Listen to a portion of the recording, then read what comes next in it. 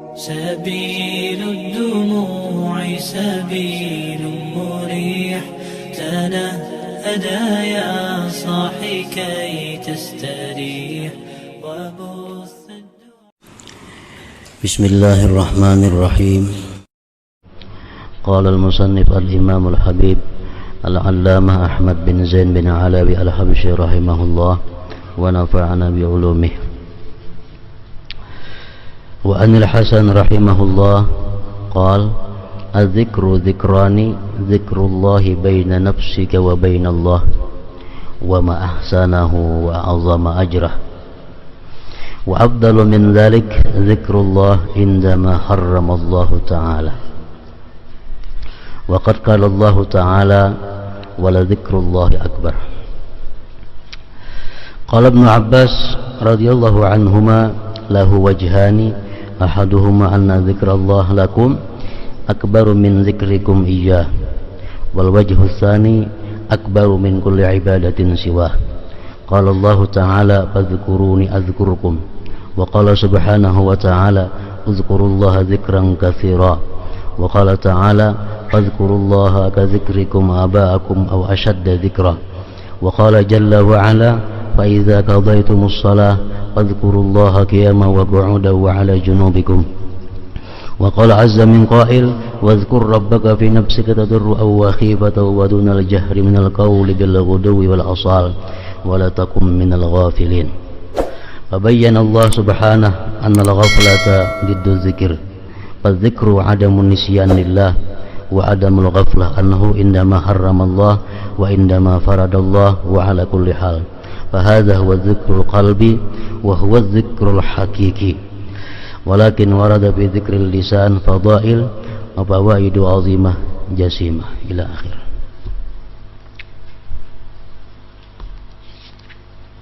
Makna daripada kalam Al-Allamah Al-Habib Ahmad bin Zain bin Alawi rahimahullah wa nafa'ana bi ulumih. Al-Hasanul Basri rahimahullah berkata, zikir itu ada dua.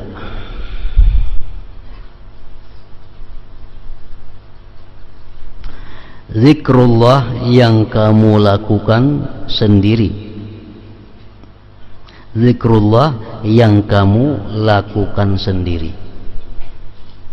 Zikrullah baina nafsika wa bainallah.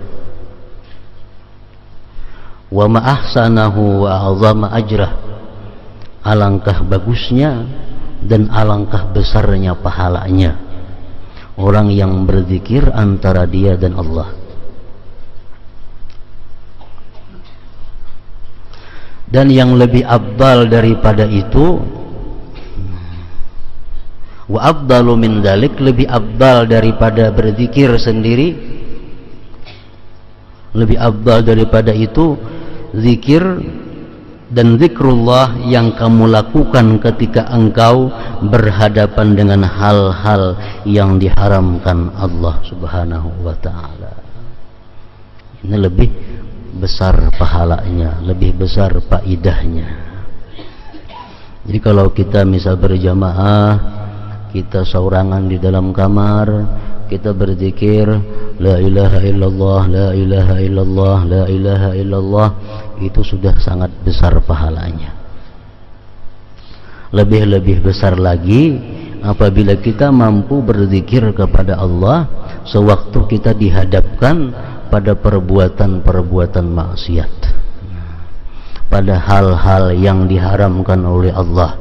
Di situ kita ingat Allah, lalu kita mundur melakukan maksiat. Nah, zikir semacam ini adalah hakikat daripada zikir, lebih besar pahalanya daripada zikir nang di dalam rumah.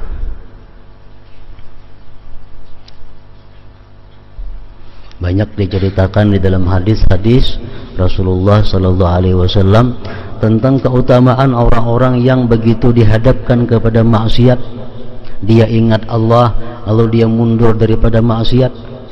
Orang ini dapat kedudukan yang tinggi di akhirat. Di antaranya hadis yang mengatakan bahwa ada 7 macam golongan manusia yang di padang mahsyar nantinya mendapat naungan Allah pada hari yang tidak ada naungan selain naungan Allah. Artinya orang lain di padang mahsyar itu kepanasan, orang lain tinggal beberapa kilan jaraknya daripada matahari. Nah, 7 macam golongan manusia ini dapat payung dari Allah, lindungan Allah. Salah satu nang 7 itu adalah orang yang sudah berhadapan dengan maksiat. Orang yang sudah berhadapan dengan maksiat. Dalam hadis dicontohkan zina. Sudah begitu ingin melakukan zina, dia ingat kepada Allah, lalu kada jadi. Nah, inilah dimaksud yang paling afdal zikir itu. Setiap kali kita berhadapan dengan maksiat, kita ingat Allah.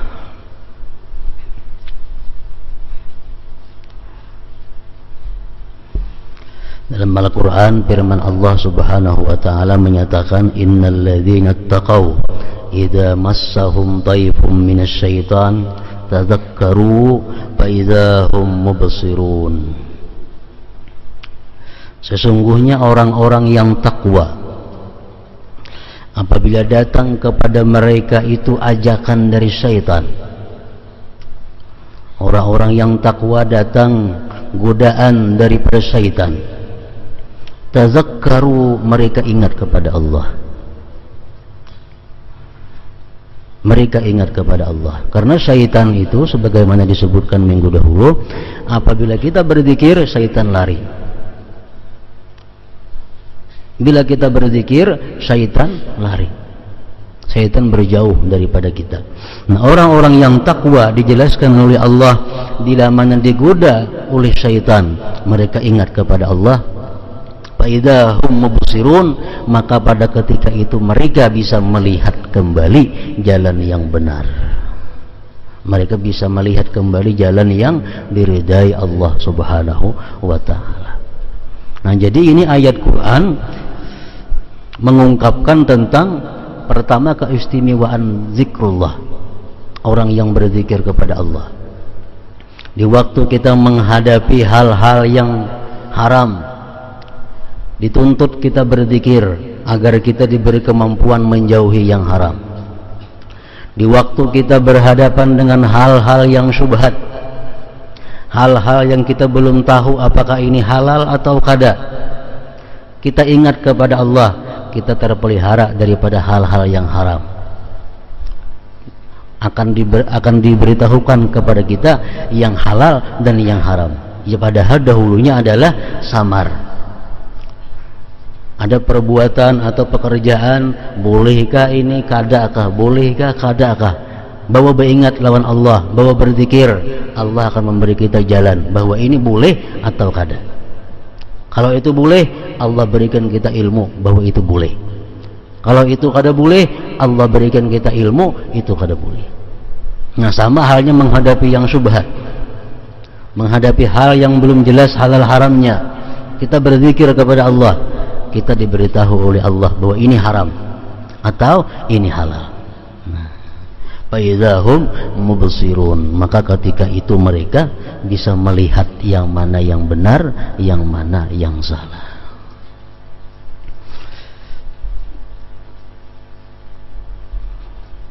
Nah, dalam terjemah di sini ada tertinggal sedikit kalimatnya daripada yang bahasa Arabnya. Al-Hasanul Basri rahimahullah berkata, zikir itu ada dua. Zikrullah yang kamu lakukan sendiri, alangkah besar pahalanya dan bagus pahalanya. Tak tinggal nitunya.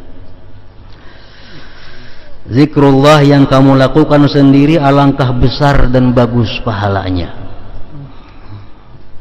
Dan yang lebih besar daripada itu, zikrullah yang kamu lakukan ketika engkau berhadapan dengan hal-hal yang diharamkan Allah. Nah, itu aturannya terjemahnya. Karena bahasa Arabnya tadi, zikrullah baina nafsika wa bainallah wa ma ahsanah wa a'zama ajrah wa afdalu min dzalik zikrullah indama harramallahu ta'ala.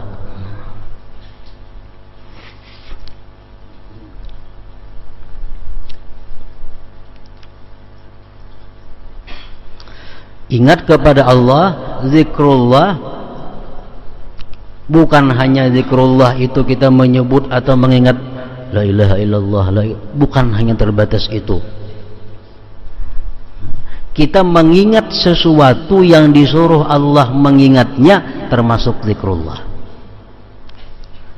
Kita mengingat sesuatu yang disuruh Allah mengingatnya termasuk zikrullah. Contohnya sabda Rasulullah, aksiru zikra hazimil lazzat. Banyak-banyaklah kalian mengingat kematian. Nah, kalau kita mengingat kematian termasuk zikrullah. Kenapa? Karena mengingat itu disuruh oleh Allah.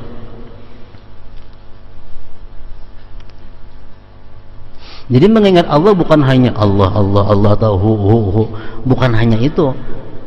Setiap kita mengingat apa-apa yang disuruh Allah mengingatnya berarti kita zikrullah. Kita misal kada ingat lagi hukumnya apakah itu halal atau kada. Kada ingat lagi hukumnya ini boleh atau kada. Lalu kita cari kitab, mencari di mana andaknya. Nah, kita mencari kitab untuk mendapatkan itu ada termasuk zikrullah. Kenapa? Karena mengingat hukum Allah. Kita mengingat dosa-dosa kesalahan kita yang telah lalu. Berapa banyak maksiat yang kita lakukan terhadap Allah, berapa banyak kezaliman yang kita lakukan terhadap manusia. Kita ingat-ingat, dulu aku pernah menggibah si fulan, dulu pernah aku menghancur atar si fulan, dulu pernah aku mendustai si fulan, dahulu aku pernah macam-macam dengan si fulan. Nah, mengingat itu lalu membuat kita minta ampun kepada Allah, membuat kita jatuh diri kita di hadapan Allah. Nah, ingat-ingat seperti itu termasuk zikrullah juga, termasuk zikrullah. Kita mengatakan, aku ini lawan siapa ada berhutang, lawan si anu adakah aku hutang, lawan si anu adakah aku hutang, lawan si B adakah aku hutang, termasuk mengingat Allah juga ngarannya. Kenapa? Karena mengingat hutang itu termasuk diperintahkan oleh Allah Subhanahu wa taala. Jadi kada sepindik pengertian yang dimaksud lapasnya zikrullah mengingat Allah itu Allah ingat situ kada. Luas makna daripada zikrullah.